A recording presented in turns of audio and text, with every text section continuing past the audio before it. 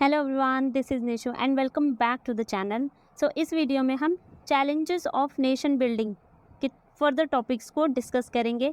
This is the third part of this chapter. इससे पहले हमने बाकी के टॉपिक्स कवर कर लिए हैं। आइए स्टार्ट करते हैं। इस वीडियो से हमें स्टार्ट करना था रीऑर्गेनाइजेशन ऑफ स्टेट्स। ये टॉपिक हम इसमें पढ़ेंगे और इससे पहले वाले हमने पढ़ लिए। तो चलिए इसी को स्टार्ट करते हैं। देखिए, अभी तक क्या हुआ था, जो प्रिंसली स्टेट्स थे उनको इंडिया में इंक्लूड करना था। अब वो तो इंक्लूड हो चुके थे, उनका तो कोई इशू नहीं था। बट अब इंडिया में जितने स्टेट्स थे, जो भी स्टेट्स थे, उनको उनके बीच में कॉन्फ्लिक्ट्स उभर रहे थे। क्या हो रहा था? पहला जो हमें प्रॉब्लम हो रहा था वो था इंटरनल बाउंड्री। ओके, तो जितने स्टेट्स थे अब उनके बीच में इंटरनल बाउंड्री किस बेस पे हम लोग डिवाइड करें, ये प्रॉब्लम इंडिया के सामने आई। दूसरा प्रॉब्लम क्या आया?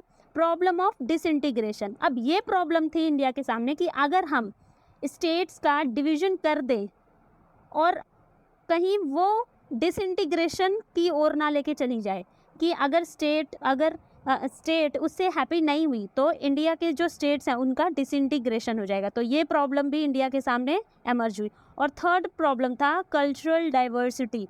अब कल्चरल डाइवर्सिटी को इंडिया को बचा के रखना था, क्योंकि इंडिया में मल्टी कल्चर, मल्टीलिंगुअल और मल्टी रिलीजियस लोग रहते थे। अगर किसी भी तरीके का प्रॉब्लम हुआ तो फिर हमारे कल्चरल जो डाइवर्सिटी थी उसके ऊपर बहुत बड़ा इम्पैक्ट होता। ओके, इसी दौरान, इन्हीं सब चीज़ों के दौरान एक मूवमेंट शुरू हुआ जिसको बोलते हैं विशाल आंध्रा मूवमेंट। ये मद्रास में शुरू हुआ था। आइए जानते हैं ये मूवमेंट किस बारे में था।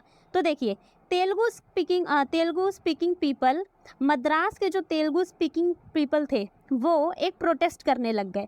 और उस प्रोटेस्ट में उन्होंने अपनी डिमांड रखी कि हमें मद्रास जो प्रोविंस है उसमें से आंध्रा प्रोविंस को अलग कर दिया जाए। अब ये क्यों कह रहे थे? ये डिमांड इसलिए करी जा रही थी क्योंकि इनका जो लैंग्वेज था वो अलग था, इनका कल्चर भी अलग था। तो इसलिए कह रहे थे कि मद्रास से आंध्र प्रदेश को अलग कर दिया जाए, क्योंकि उनकी लैंग्वेज अलग है। अब ये मूवमेंट और भी ज़्यादा पॉपुलर हो गया जब पोट्टी श्री रामुलु, ये लीडर, इस मूवमेंट के बीच में आए। अब पोट्टी श्री रामुलु कौन थे? तो पोट्टी श्री रामुलु थे कांग्रेस लीडर। ये कांग्रेस की आइडियोलॉजी को फॉलो करते थे। और दूसरा, ये थे गांधीयन, मतलब गांधी के फिलॉसफी पे ये चलते थे। अब पोट्टी श्री रामुलु ने क्या करा इस मूवमेंट में, पोट्टी श्री रामुलु इस मूवमेंट में इन्वॉल्व हो गए। इन्वॉल्व होने के बाद ये इनडेफिनिट फास्ट पे चले गए, मतलब इन्होंने भूख अनशन कर दिया जिसमें ये भूखे रहे। और आफ्टर 56 डेज, 56 दिनों के बाद भूखे रहने की वजह से इनकी मृत्यु हो गई। अब जब इनकी मृत्यु हुई तो ये प्रोटेस्ट और भी ज़्यादा वायलेंट हो गया, लोग और भी ज़्यादा प्रोटेस्ट करने लग गए। और इसी दौरान कई लोगों की हत्या हो गई, कई लोग पुलिस फायरिंग में मारे गए और कई लेजिस्लेटर अपनी सीट्स पे रिज़ाइन दे दिया।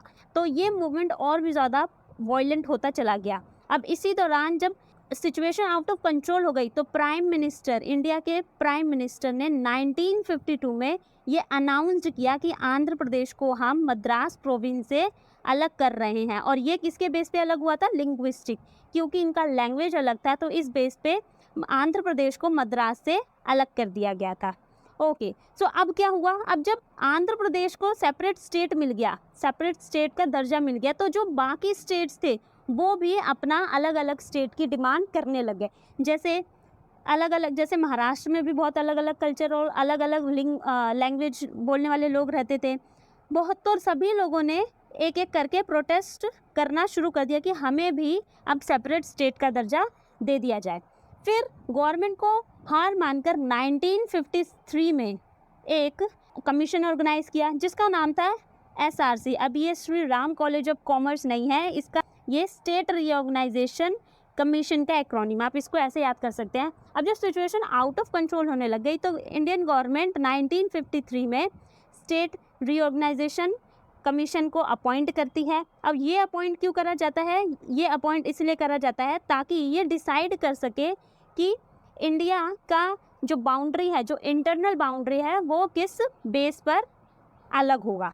देन इसके बाद जो SRC है, स्टेट रीऑर्गेनाइजेशन कमीशन है, 1955 में एक रिपोर्ट जारी करती है।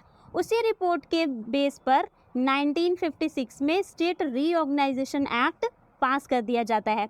और जब ये पास होता है तो इसके बाद 14 स्टेट्स और 6 यूनियन टेरिटरीज बनती हैं। ये जितने ये 14 स्टेट्स और 6 यूनियन टेरिटरीज जो हैं वो लिंग्विस्टिक बेस पर बनी थी, मतलब लैंग्वेज के बेस पर इनको अलग करा गया था। ओके, सो अब बात करते हैं फॉर्मेशन ऑफ स्टेट्स। अब ये 14 स्टेट्स और 6 यूनियन टेरिटरीज के बीच ही नहीं रुका, ये प्रोसेस आगे भी चला। देखिए, जैसे 1960 में बॉम्बे स्टेट, जिसमें गुजराती पीपल भी रहते थे और महाराष्ट्र जो थे मराठी पीपल भी रहते थे, तो फिर इनको भी अलग कर दिया गया। बॉम्बे स्टेट से गुजरात को अलग कर दिया, जो गुजराती बोलते थे उनको अलग स्टेट बनाया गया, और मराठी जो बोलते थे उनको महाराष्ट्र के नाम से अलग स्टेट बना दिया गया। देन 1963 में नागालैंड को अलग कर दिया गया। उसके बाद 1966 में पंजाब, जो हरियाणा और हिमाचल प्रदेश दोनों से मिलके बना था, इन दोनों को भी पंजाब से अलग कर देते हैं। 1966 में हरियाणा और हिमाचल प्रदेश दोनों को पंजाब से अलग कर दिया जाता है। देन 1972 में असम से मेघालय को अलग कर दिया जाता है, और इसी दौरान 1972 में ही त्रिपुरा भी एक नए स्टेट के रूप में सामने आता है। देन 1987 में मिजोरम का उदय होता है, मतलब मिजोरम एमर्ज होता है, और इसी पीरियड में अरुणाचल प्रदेश भी 1987 में एमर्ज होता है। उसके बाद अब ये सारे जो स्टेट्स थे इनको लिंग्विस्टिक बेस पे अलग कर दिया गया था। बट जैसे जैसे माहौल चेंज हुआ, एटमॉस्फेयर चेंज हुआ, लोगों के डिमांड्स चेंज हुए, फिर उसके बाद जो और भी बेसिस थे, अलग अलग बेसिस पर स्टेट्स को अलग करने लग गए। जैसे 2000 में छत्तीसगढ़ को अलग कर दिया गया, उत्तराखंड को अलग कर दिया गया, और झारखंड को, छत्तीसगढ़ को मध्य प्रदेश से अलग कर दिया गया। ये डेवलपमेंट के बेस पर हुआ था, रीजनल कल्चर की वजह से हुआ था। उत्तराखंड को फिजिकल फीचर्स की वजह से हुआ था, क्योंकि ये पहाड़ी एरिया है, और उत्तराखंड को यूपी से अलग करा गया था, क्योंकि ये प्लेन एरिया था और ये पहाड़ी एरिया था, इसलिए इसको अलग कर दिया गया। और झारखंड को बिहार से अलग करा गया था। अब बिहार से क्यों अलग किया था? क्योंकि ये डेवलपमेंट की वजह से करा गया था, क्योंकि झारखंड में ऐसा था कि सारे रिसोर्सेज झारखंड से लिए जाते थे, और विकास जो डेवलपमेंट हो रहा था वो बिहार का हो रहा था। तो इस वजह से झारखंड के जो लोग थे उन्होंने प्रोटेस्ट करा, और फिर झारखंड को भी अलग कर दिया गया। उसके बाद 2014 में आंध्र प्रदेश में से तेलंगाना को अलग कर दिया जाता है, ये लैंग्वेज के बेस पे नहीं थे। एंड फाइनली 2019 में जम्मू कश्मीर में से 2 टेरिटरीज़ को बनाया जाता है, एक लद्दाख और दूसरा Jammu Kashmir. So that's all for today. I hope that video was helpful to you all. Till now we have completed the chapter 1, and if you like that video, so please like, subscribe and share.